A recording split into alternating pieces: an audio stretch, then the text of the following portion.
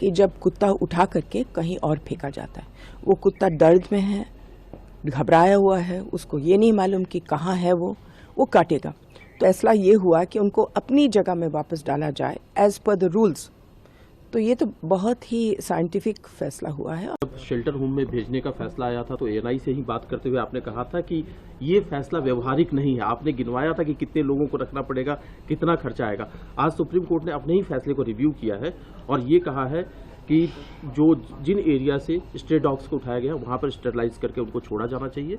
जो आक्रामक कुत्ते हैं या जिनमें रेबीज है उनके लिए अलग से व्यवस्था होनी चाहिए। क्या कहना है मैम इसका? मैं बहुत ही खुश हूँ इस फैसले के साथ। काटने का केवल एक ही वजह है और वो है कि जब कुत्ता उठा करके कहीं और फेंका जाता है, वो कुत्ता दर्द में है, घबराया हुआ है, उसको ये नहीं मालूम कि कहाँ है वो काटेगा।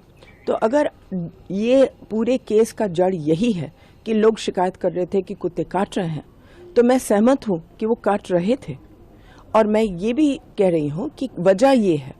तो अगर फैसला ये हुआ कि उनको अपनी जगह में वापस डाला जाए एज पर द रूल्स, तो ये तो बहुत ही साइंटिफिक फैसला हुआ है और मैं बहुत खुश हूं इस पर। अच्छा, जहां तक रेबीज के कुत्ते हैं, जाहिर है कि वापस मत डालो। रेबीज एक इतने खतरनाक बीमारी है, तो उसको वापस अगर डालेंगे तो जाहिर है कि हम लोग सब खतरे में होंगे। तो रेबीज का कुत्ता को तो वापस डालने का सवाल नहीं है। जहां आक्रमण का मामला है, ये अभी तक ग्रे एरिया है, क्योंकि अदालत ने ये नहीं बोला है कि आक्रामक कुत्ता होता क्या है। तो कुछ लोग कहते हैं कि जो कुत्ते भागते हैं गाड़ियों के पीछे, वो आक्रामक है। कुछ लोग कहते हैं कि कुत्ते जो दांत दिखाते हैं वो आक्रामक है। कुछ लोग कहते हैं जो कुत्ते भागते हैं बच्चों के पास वो आक्रामक है, हालांकि काटेंगे नहीं, लेकिन भागने से ही बच्चों को डर लगता है। कोई कुछ कहते हैं कि हमारे स्कूटर पर बैठ करके वैक्सीन खाते हैं, तो वो भी आक्रमण माना जाता है। तो ये फैसला हम लोगों को पहले बताया जाए कि आक्रामक कुत्ता होता क्या है। मैम, एक और चीज कही गई है कि जो पब्लिक फीडिंग एरिया है उसको बनाया जाए कि हर जगह पर लोग खाना ना दें, एक एरिया हो, डेडिकेटेड एरिया हो, वहीं पर खाना दें। बिल्कुल सही है। और अभी तो उनको बोर्ड्स भी लगाने पड़ेंगे कि ये खिलाने वाली जगह है। ये तो सबसे अच्छी बात है। लोग घबराएंगे कि एक ही जगह पर सबको कैसे खिलाएं, लेकिन एक जगह तो सुप्रीम कोर्ट ने नहीं बोला। अगर आपकी कॉलोनी में 30 कुत्ते हैं मान लो, तो 30 कुत्ते 3 जगह में खिलाए जा सकते हैं अपने टेरिटरीज में, लेकिन इधर उधर ना खिलाया जाए। ये तो हम शुरू से ही बोल रहे हैं। मैम, क्या आपको लगता है कि सुप्रीम कोर्ट के इस फैसले से बाकी स्टेट्स में भी जो ये समस्या है उस पर एक रास्ता मिलेगा कि कैसे इस तरह की समस्या से निपटा जाए? क्योंकि अलग अलग स्टेट में अलग अलग तरह की इस तरह की समस्याएं हैं।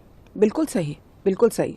सुप्रीम कोर्ट ने यही बोला है कि ये फैसला पूरे देश के लिए अमल हो, क्योंकि वो जो जस्टिस पारदीवाला के केस में राजस्थान ने बोल दिया कि हम सारे कुत्ते उठाएंगे, तमिलनाडु ने बोला हम सारे कुत्ते उठाएंगे, गोवा ने बोल दिया हम सारे। अब कहाँ रखोगे, क्या करोगे? तो इस पिछले एक हफ्ते में हम लोगों को बहुत तकलीफ हुई है, इसलिए क्योंकि जस्टिस पारदीवाला का केस लगा करके इंदौर ने कुछ उठाना शुरू किया, राजस्थान में उठाना शुरू किया, अलग अलग शहरों ने, चंडीगढ़ ने उठाना शुरू किया। अब उनको समझ आया है कि जो वो कर रहे थे वो इलीगल है। मैम, एक आखिरी सवाल, जैसा आपने कहा कि आक्रामक कुत्ते उनको कैसे डिफाइन किया जाए, साथ ही जो ये फैसला है व्यवहारिक स्तर पर इसको किस तरह से इम्प्लीमेंट किया जा सकता है?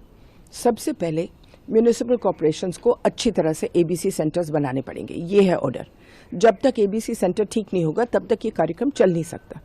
दूसरा ये है कि उस जजमेंट से डर के मारे पहली दफा 25 साल में सरकार ने पार्लियामेंट में बोला है कि हम 2,500 करोड़ रुपए इस प्रोग्राम के लिए डाल रहे हैं। अंत में क्या बोलते, ऊंट पहाड़ के नीचे आया। आज तक एक पैसा नहीं डाला था, जैसे तैसे नगर पालिका ने बना दिया। अब फरीदाबाद जैसे बड़े शहर जिसका कार्यक्रम अच्छा चल रहा है, लेकिन उन्होंने क्या किया है कि एनजीओ अपनी जगह ले ले, अपनी जगह बनाए। अब किसके पास पैसा है कि पूरा हॉस्पिटल अपने आप बना ले? तो अब इन्होंने क्या कह दिया है कि सारे म्यूनिसिपैलिटीज और नगर पालिका बनाए ठीक से एबीसी सेंटर, तब जाकर ये कार्यक्रम ठीक से चलेगा। Thank you ma'am.